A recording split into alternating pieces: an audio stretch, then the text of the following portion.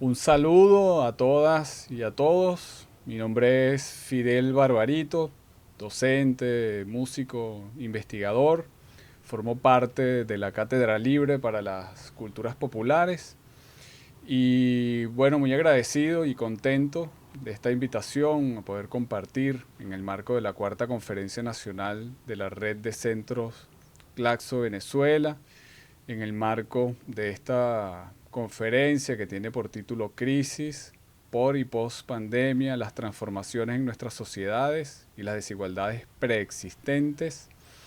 Y bueno, la apertura, digamos, de este foro especial titulado Imaginarios, Subjetividades, Vida Cotidiana y Transformaciones Culturales en Tiempo de Pandemia.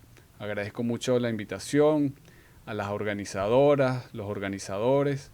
Un saludo también a las compañeras y compañeros con los que y las que compartimos este foro, ¿no? Este foro especial. Nos han convocado para intercambiar ideas en relación a los imaginarios, las subjetividades, la vida cotidiana y las transformaciones culturales en tiempo de pandemia. Yo voy a centrar mi participación en una propuesta que intenta una reflexión sobre estas cuatro nociones, partiendo de una realidad concreta, que en mi caso es la caraqueña, y teniendo como impulso el espíritu de la comuna evocado por Chávez en el golpe de timón de 2012 como horizonte de posibilidad para la transformación. Debo adelantar que mucho antes de la pandemia, la nueva normalidad alcanzada por el pueblo venezolano entre los años 2000 y 2015, nueva normalidad que logró la inclusión de millones de nosotras y nosotros a los derechos civiles, culturales, educativos, sanitarios, políticos y económicos recogidos en la Constitución de la República Bolivariana de Venezuela en 1999, fue progresivamente alterada por la declaración de guerra emanada por el presidente Obama con su decreto imperialista de 2015. Desde entonces, las y los venezolanos hemos tenido que enfrentarnos a la regresión de derechos tan importantes como la alimentación y la salud, y al mismo tiempo enfrentar la avanzada conservadora que con la muerte de Chávez pretende torcer el rumbo del proyecto popular bolivariano con un rango de acción heterogéneo que va desde la violencia callejera hasta el ataque a la moneda nacional, pasando por distintos tipos de sabotajes y privatizaciones. Así que en Venezuela recibimos a esta pandemia con serias dificultades para adquirir alimentos, medicamentos y combustible, con una compleja realidad para acceder al transporte público y otros servicios como el gas, la electricidad, agua, telefonía e internet. Y hay que decir que nuestra realidad caraqueña es privilegiada en relación con otras zonas del país. La pandemia, en todo caso, llegó a Venezuela con un imaginario constituido por significados que finalmente daban un sentido de soledad, miedo y extrañamiento, en lugar de empatía, solidaridad y voluntad de vida ante una realidad hasta ese momento mediática. Podríamos decir que las fotos o imágenes asimiladas por nuestras subjetividades tenían en aquel momento tres escenarios fundamentales: hospitales colapsados, ciudades enteras en cuarentena y un número de víctimas tan imprecisamente alto como indetenible. Y todo esto estaba ocurriendo ante nuestros ojos en países que, como China, Alemania, Francia y España, transmitían el desastre mundial por todos los medios de comunicación. Para reforzar el imaginario de terror, la narrativa pandémica hace reaparecer la película Contagio, dirigida por Steven Soderbergh y distribuida por Warner Bros., así como el foro llamado Evento 201 Ejercicio de Pandemia, financiado por la Fundación Bill y Melinda Gates. Tanto la película estrenada en 2011 como en el foro realizado en 2019 En ambos espacios se reafirma la incapacidad de los gobiernos para gestionar la emergencia sanitaria y se vislumbra el colapso del orden social. Todo esto comienza a darle sentido de plan premeditado a una enfermedad viral que aparece de forma estratégica con una lógica geopolítica de dominación y reseteo económico. Venezuela cierra sus fronteras al tráfico aéreo y declara la emergencia el 13 de marzo. La medida, tomada de forma temprana, ayudó a mantener la curva de contagio en los niveles más bajos del planeta. Las normas de bioseguridad y el régimen de cuarentenas fue acatado por el pueblo de forma disciplinada y las limitaciones de movilidad, así como de distribución de medicamentos y de alimentos, mantuvieron una dinámica muy parecida a la precariedad que ya informamos. Pero el imaginario de soledad, miedo y extrañamiento, sin lugar a dudas, transformó la percepción haciendo a esta nueva normalidad aún más compleja. Con la transformación del imaginario comienza la transformación de nuestra vida cotidiana, que pasó desde hace ya unos meses al esquema de 7 días de confinamiento y 7 días de flexibilidad. Esto ciertamente pone en tensión la dinámica económica de las comunidades, que es el ámbito que nos interesa en esta reflexión, modificando notablemente las prácticas de consumo, que en el caso de la inmensa mayoría del pueblo venezolano en la actual coyuntura, es básicamente consumo de alimentos. Pero como no tenemos mucho tiempo para detenernos en la descripción de nuestra realidad, paso a exponer las preguntas que surgen con la invitación a esta mesa. ¿Sería posible, con la transformación del imaginario, transformar la vida cotidiana, nuestras subjetividades y finalmente nuestras culturas? ¿Desde dónde comenzar a pensar estas nuevas normalidades más allá de la razón moderna, es decir, más allá de las lógicas impuestas por el capitalismo? ¿Cuáles serían las alternativas a una realidad que como esta se nos presenta cada vez más constreñida, limitada, reducida? En el golpe de timón de 2012, Chávez nos interpela sobre el espíritu de la comuna, advirtiéndonos que en ese momento histórico era más importante el espíritu de la comuna que la comuna misma. El problema es cultural, determina Chávez en el mismo documento, y pareciera que este problema cultural, de acuerdo con Chávez, incide tanto en lo económico como en lo político, es decir, es anterior o está presupuesto. Entonces comenzamos a preguntarnos, lo cultural, y aquí diríamos lo ético y lo estético, determina a lo político y lo económico. ¿De qué forma las prácticas culturales del entorno comunitario podrían hacer evidente tal espíritu de la comuna reclamado por Chávez? ¿Cómo entender al espíritu de la comuna? ¿Habría una conciencia comunitaria presupuesta a este espíritu de la comuna? ¿Y cómo nos ayudaría esta conciencia comunitaria en la actual coyuntura de pandemia? Reconocemos que hay conceptos y categorías complejas que debemos ir aclarando, así sea muy rápidamente, para poder darle sentido a nuestras palabras. Así, cultura la vamos entendiendo como el sistema de respuestas que las mujeres y los hombres producimos para superar los diversos problemas a los que nos enfrentamos. Es una potencia popular que parte de la memoria y permite las transformaciones históricas que como colectivo genera el pueblo. La cultura determina la espiritualidad y la corporalidad que somos. De hecho, cuando Chávez clama por el espíritu de la comuna y señala que el problema es cultural, no está refiriéndose a las políticas públicas ni a las medidas económicas o al marco jurídico, que para nosotros son parte de la noción cultura. Él está apelando a cierta espiritualidad.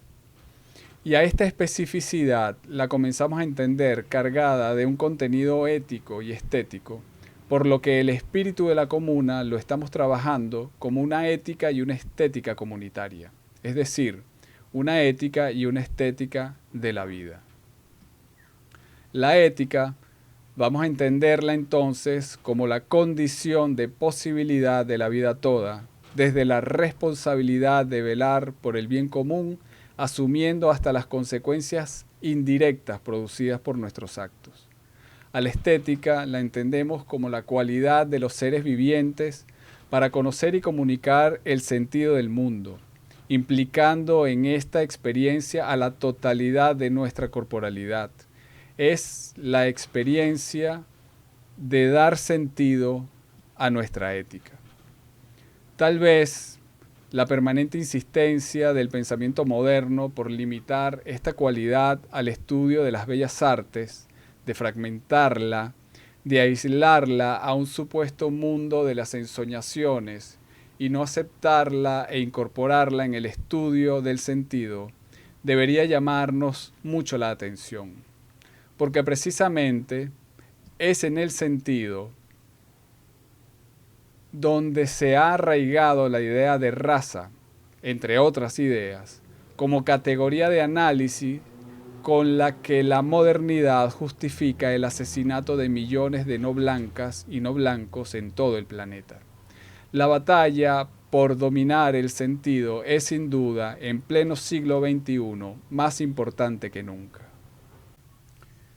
El propio COVID-19 se ha presentado de tal modo que nuestro sentido ha sido dramáticamente transformado.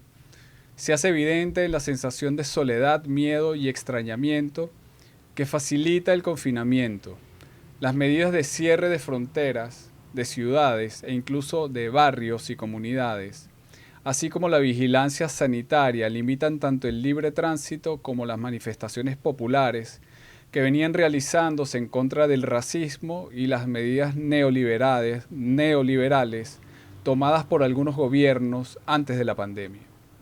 Pero estas mismas medidas han provocado y fortalecido formas organizativas, comunitarias, tendentes a restablecer la sensación de empatía, solidaridad y voluntad de vida, con la cual construir soluciones compartidas a la compleja coyuntura. Pero ¿cómo recuperamos la conciencia comunitaria? Pregunta que le escuchamos al filósofo boliviano Juan José Bautista en su conferencia titulada Marx y la transmodernidad, y con quien planteamos un diálogo para esta reflexión. Y entonces la pregunta, ¿tuvimos alguna vez conciencia comunitaria? ¿Por dónde comenzamos a buscarla? ¿Y desde dónde hacemos esta búsqueda? Nos interesa la pregunta de Bautista porque intuimos que en la búsqueda podemos acercarnos a nuestras preguntas iniciales, acercarnos al espíritu de la comuna, es decir, a unas estéticas y éticas comunitarias. Bautista en estas conferencias afirma, para los modernos lo económico es primero, y es todo lo contrario, es lo espiritual. Lo que se articula con el reclamo de Chávez, las comunas no se ven por ningún lado, ni el espíritu de la comuna, que es mucho más importante en este momento que la misma comuna. Lo espiritual, asegura Bautista citando a Marx, es el contenido de lo material. Ciertamente Marx, en su ideología alemana, afirma que las representaciones, los pensamientos, el comercio espiritual de los hombres se presentan todavía aquí como emanación directa de su comportamiento material. Y lo hace criticando a la ideología alemana, es decir, al ser humano de la modernidad occidental. Tal vez el error de los modernos ha sido aplicar este análisis a cualquier modo de vida, a cualquier sujeto, incluido el modo de vida comunitario de pueblos distintos al europeo. Asumamos entonces que lo espiritual está primero que lo económico, y por tanto el reclamo de Chávez era lógico, e intentemos asumir este concepto, lo espiritual, en tanto experiencia estética, es decir, a partir de la cualidad de comprender y comunicar simbólicamente el sentido de nuestro mundo, mejor dicho, el sentido que se encuentra más allá de la razón moderna. Cualidad a través de la cual percibimos, intuimos, conocemos y comunicamos el sentido que está presupuesto por nuestros núcleos mítico-éticos. Ahora, emprender el pasaje de la sociedad moderna con conciencia burguesa a lo que Bautista llama comunidad transmoderna con conciencia comunitaria requiere, en primera instancia, depurarnos de cualquier pretensión de dominio, lo que implica la producción de otro tipo de subjetividad. La subjetividad vendría a ser el contenido que de humanidad tenemos los seres humanos. Para Marx, la subjetividad depende del modo en el que el sujeto se relaciona con la naturaleza. Así, de este tipo de relación depende lo que es el contenido de nuestra humanidad, es decir, nuestra subjetividad. Thomas Müntzer, filósofo alemán y líder de la Revolución Campesina de 1524, afirmaba que todo dependerá de la idea de ser humano que se tenga. Para él, el ser humano tiene a Dios en su interior. Müntzer contraponía esta idea a la afirmación de su contemporáneo y paisano, Martín Lutero, quien afirmaba que el ser humano era pecador por naturaleza. Lutero introduce el pecado dentro de la subjetividad y por eso deja de existir para el mundo occidental la posibilidad de un ser humano bueno. Las y los campesinos, seguidores de Müntzer, se referían a la naturaleza como terra mater, como sujeto, como madre tierra o pachamama de los pueblos de Abya Yala. Los pueblos campesinos tienen ese tipo de relación porque están en contacto inmediato con el misterio que significa la producción de la vida. En este caso, de los alimentos, gracias a los cuales es posible la vida. Müntzer y sus seguidores defendían el querer el cielo en la tierra, y para eso proponían democracia mística y comunismo autóctono. Lutero ataca el lenguaje religioso, toda la producción intelectual generada por los campesinos seguidores de Müntzer, y en alianza con las oligarquías locales, arrasan con los movimientos campesinos y por ende con la subjetividad comunitaria, con este tipo de conciencia comunitaria. Ciertamente, esta conciencia comunitaria o conciencia originaria ha sido históricamente perseguida por la modernidad occidental. ¿Por qué? Ocurrió lo mismo aquí con los pueblos originarios de estos territorios. Fueron vaciados de su propio contenido de humanidad, destruido su horizonte de creencias, es decir, se les vació su propia subjetividad humana para que resultaran en objeto de explotación. De allí, de ser la nada, la única ruta para llegar a ser era modernizándose, es decir, convirtiéndose en su propio conquistador. Entonces, asumimos el tipo de humanidad producida por la ciudad europea. Abandonamos la conciencia comunitaria para asumir la conciencia social. Ahora bien, en nuestro obligatorio proceso de descolonización tendríamos que intentar reconstituirnos en nuestra propia humanidad, partiendo de la multiplicidad de núcleos mítico-éticos que somos. En nuestro caso no podemos renegar ni de nuestra ascendencia indoeuropea, cargada de resistencia campesina de siglos, ni de la semítica, con su histórica carga árabe, hebrea, asiria, aramea, acadia y fenicia. Llegadas con el conquistador, quien a su vez importó los profundos mundos bantú, yoruba y congo. Igualmente, tenemos que reconocernos en las subjetividades de los pueblos caribes, andinos, amazónicos y de sabanas, pobladores milenarios de Abya Yala. Pero en este proceso de reconstitución requerimos de una comunidad de asiento que no será la comunidad aparente de las redes sociales ni la comunidad de intereses particulares. Debemos acercarnos a otras nociones como la de comunidad de parientes, explicada por Bautista como una comunidad de relacionalidad, de respeto, de equilibrio entre tres tipos de parientes. Los parientes humanos, los parientes de la naturaleza y los parientes de los ancestros.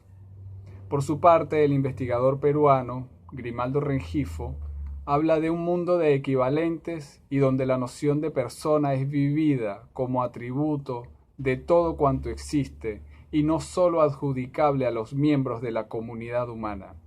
La palabra parientes es extensiva también a los cultivos, a la chacra. Diríamos en Venezuela que el conuco sería parte de nuestra comunidad de parientes, ese pariente con el que criamos el sustento que nos permite reproducir la vida. Conuco que todavía en numerosas comunidades es atendido de forma colectiva y colaborativamente. Juan José Bautista las denomina comunidades transmodernas, en virtud de que no nacieron con la modernidad, sino que mucho antes de ella, y la atravesaron a toda la modernidad como dominadas, negadas, sometidas y subyugadas, pero sin haber sido destruidas del todo por esta modernidad occidental. Y además, como su historia no tiene antecedentes en la cultura occidental, su proyecto como forma de vida y cosmovisión tiende hacia algo distinto que la tradición moderna y occidental.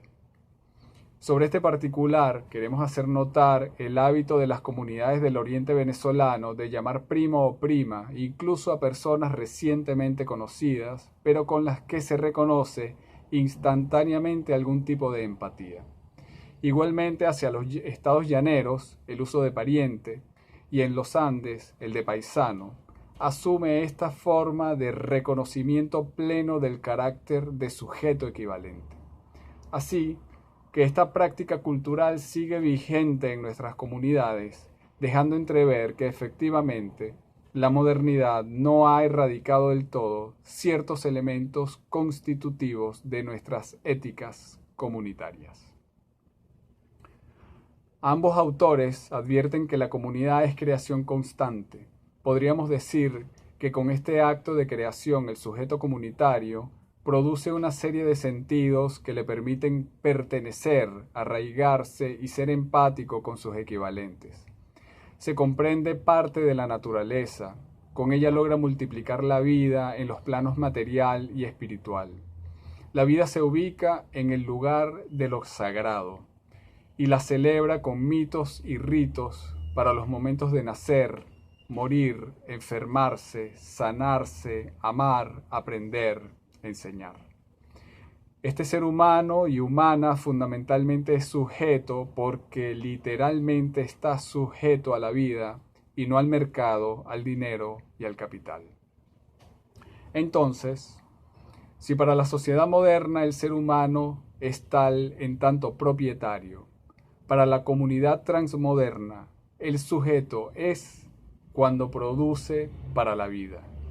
Son éticas con las que construimos mundos distintos.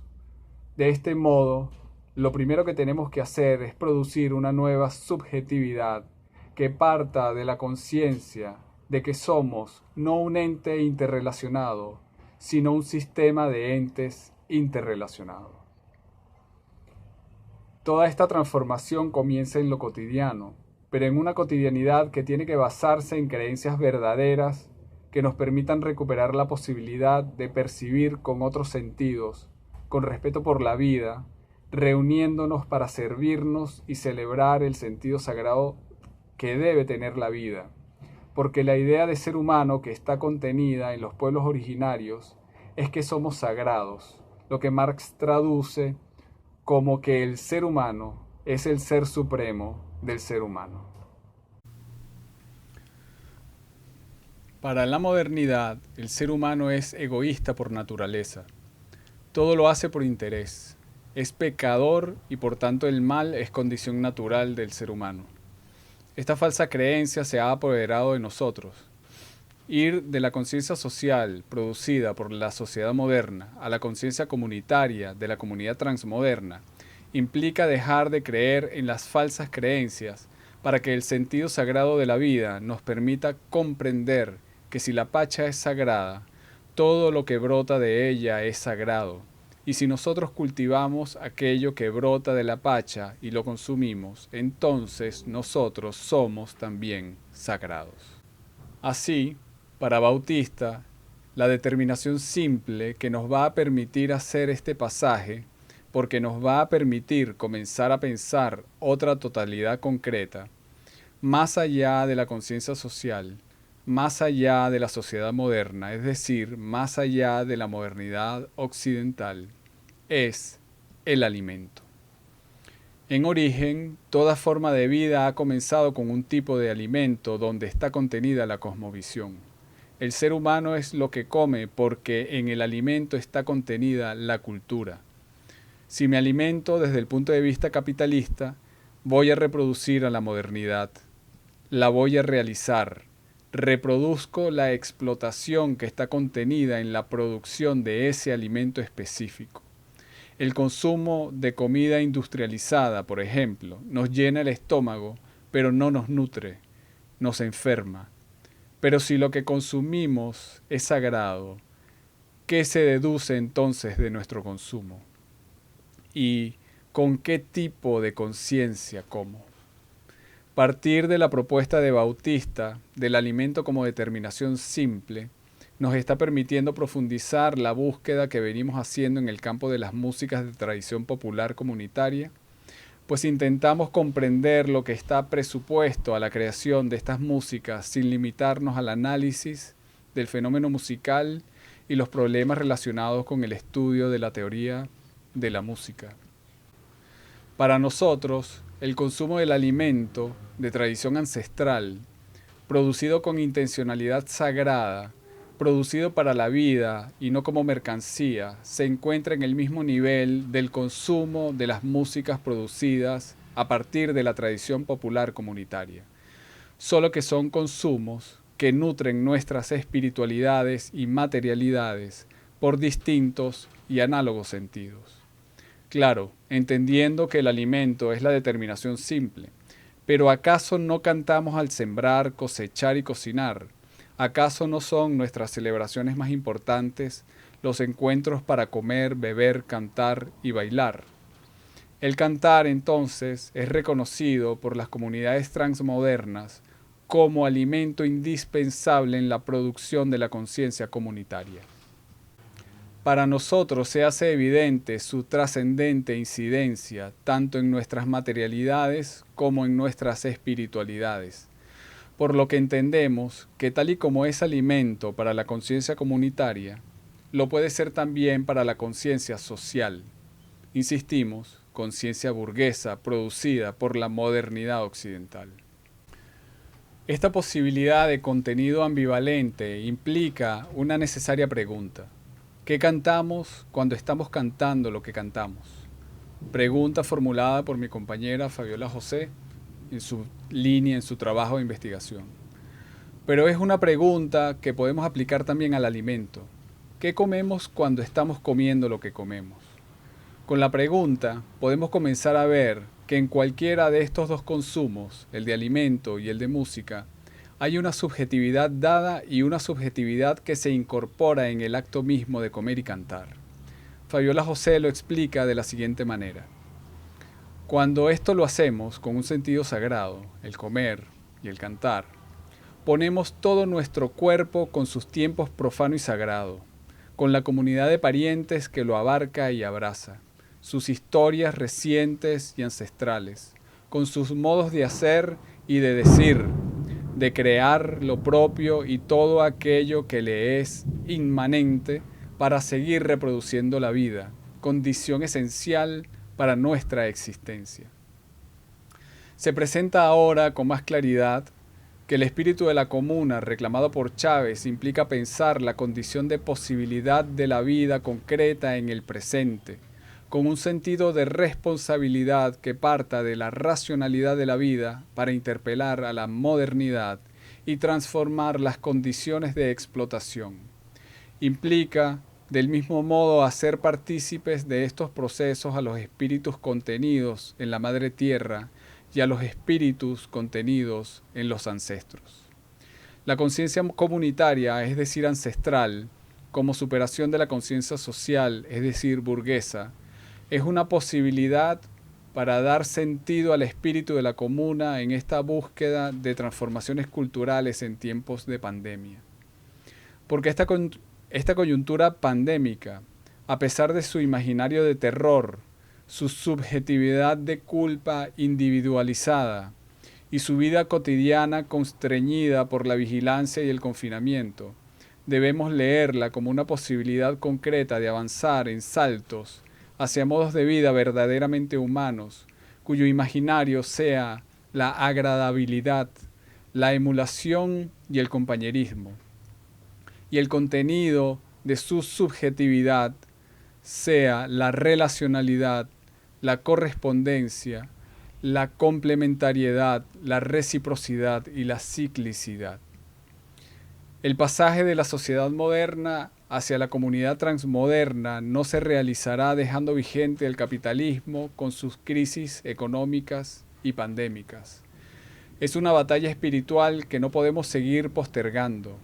Es una batalla espiritual que nos conmina a creer, pensar y hacer desde nuestras propias tradiciones, conectados a estas desde nuestro presente y aprendiendo la verdadera dimensión de la esperanza. Es una batalla que implica asumir las luchas de quienes nos antecedieron para que el espíritu con el que ellos y ellas lucharon se incorpore a nuestras subjetividades. Bueno, dejo hasta aquí la reflexión, agradeciendo nuevamente a las organizadoras, a los organizadores, la invitación a participar en este foro especial, y quedo entonces atento para el intercambio de ideas, de opiniones, en función de esta reflexión, en función de este foro especial. Un abrazo solidario.